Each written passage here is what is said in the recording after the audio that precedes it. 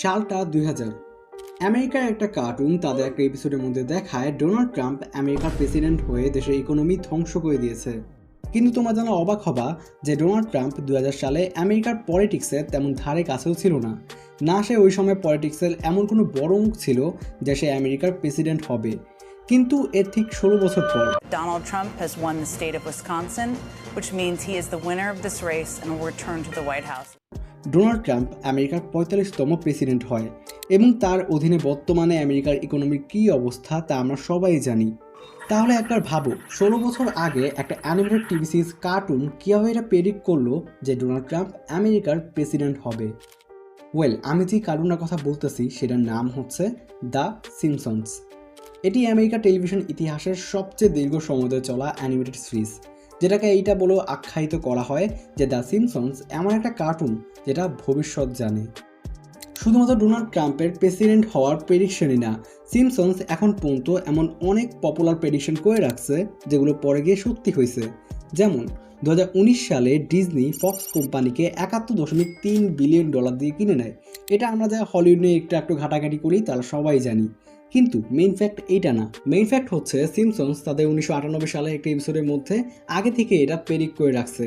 এপিসোডটা আসলে হয় কি, ব্যাকগ্রাউন্ডে একটা সাইনবোর্ডে স্পষ্টভাবে লেখা দেখানো হয় ফক্স ডিজনি কোম্পানির অধীনে, কিন্তু ওই সময় কেউ এই বিষয়টাকে পাত্তাই দেয় নাই, জাস্ট একটা জোকস বলে উড়িয়ে দিয়েছিল। আবার ওই সময় ডিজনি এবং ফক্স কিন্তু চরম রাইভালরি ছিল, কেউ চিন্তাও করে নাই 19 বছর পরে গিয়ে সিম্পসনসের এই প্রেডিকশনই সত্যি হবে। তোমার কি মনে হয় এটা কি শুধুই কোইন্সিডেন্স? আবার 1995 সালের একটি এপিসোডের মধ্যে তারা অলরেডি স্মার্ট ওয়াচ এবং ভিডিও কলের কনসেপ্ট দেখা দেয়। তোমার কাছে এটা এখন বর্তমানে শুনতে অনেক সাধারণ এবং স্বাভাবিক কনসেপ্ট লাগলেও তারা এটা এমন এক সময় করে যখন দুনিয়াতে বাটন ফোনের যুগও ঠিকমতো শুরু হয় নাই। তো এখন ভাবো সিম্পসনসকে কেন কোনো সাধারণ কার্টুন বলা হয় না? তারা কি শুধুই প্রেডিকশন করে, নাকি এর পেছনে লুকিয়ে আছে অন্য কিছু? একটা থিওরি অনুযায়ী এইটা বলা হয় যে সিম্পসনস কোনো কিছু প্রেডিক্ট করে না বা কোনো কোইন্সিডেন্সও হয় না। তারা তাদের শোতে ওইটাই দেখায় যেটা তারা আগে থেকেই আমাদের ফিউচার ওয়ার্ল্ডের জন্য প্ল্যান করে রেখেছে। কিন্তু আমি এরকম কোনো থিওরি বিশ্বাস করি না। তো চলো এসব অলৌকিক ডার্ক থিওরি বাদ দিয়ে একদম লজিক্যাল এবং মেজর কিছু কারণ দিয়ে জানার চেষ্টা করি সিম্পসনস আসলে এ সকল প্রেডিকশন করে কীভাবে। প্রথম কারণটা লুকিয়ে আছে সিম্পসনসের হাইলি এডুকেটেড এবং জিনিয়াস রাইটার প্যানেলের মধ্যেই।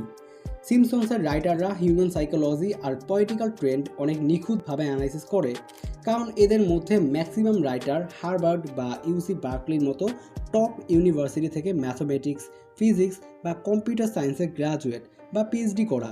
এই জিনিয়াস মানুষগুলো যখন একসাথে বসে তখন তারা সেফ গল্প বানায় না, তারা হাই লেভেল ম্যাথমেটিক্যাল প্রবাবিলিটি এবং লজিক দিয়ে অ্যানালাইসিস করে যে আগামী 20 বছরের বিজ্ঞান বা রাজনীতি কোন দিকে যেতে পারে, এবং সেইগুলি আমরা কার্টুনের জোকস আকারে দেখি। আমি তোমাদের এই ভিডিওতে মাত্র 3টা কোইন্সিডেন্সের কথা বলছি, কিন্তু এগুলো ছাড়াও এমন অনেক বিষয় আছে যা সিম্পসনস অনেক আগে থেকেই প্রেডিক্ট করে রাখছে। এর পরের কারণটা হচ্ছে law of truly large numbers এবং সিম্পসনসের হিউজ ভলিউম কন্টেন্ট। একটু বুঝিয়ে বলি, সিম্পসনস কার্টুনটা 1989 সাল থেকে শুরু করে আজ পর্যন্ত অলরেডি 750-এরও বেশি এপিসোড রিলিজ করছে। একটু হিসাব করে দেখো, এই বিশাল সংখ্যক এপিসোডে তারা হাজার হাজার জোকস, ফানি থিওরিজ আর আজগুবি সব আইডিয়া দেখাইছে।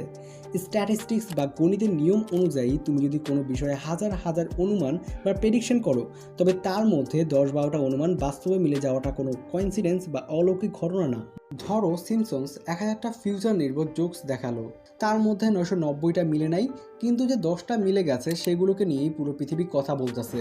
এখানে তো আমি মাত্র 1000টা জোকস বা ফানি থিওরির কথা বলছি, কিন্তু সিম্পসন শোয়ের মধ্যে এখন পর্যন্ত এমন 1 লাখেরও বেশি জোকস বা থিওরিজ বলা হয়েছে, যার মধ্যে হাতে গোনা কয়েকটা প্রেডিকশনই সত্যি হয়েছে, এবং আমার বিশ্বাস ফিউচারে এরকম আরও হবে। কিন্তু তোমরা হয়তো এখন বুঝতে পারতেছো এরকম হওয়াটা আসলেই অনেক স্বাভাবিক। তো এই ছিল আমাদের আজকের ভিডিওটা কেমন হয়েছে নিশ্চয়ই আমাকে জানিও।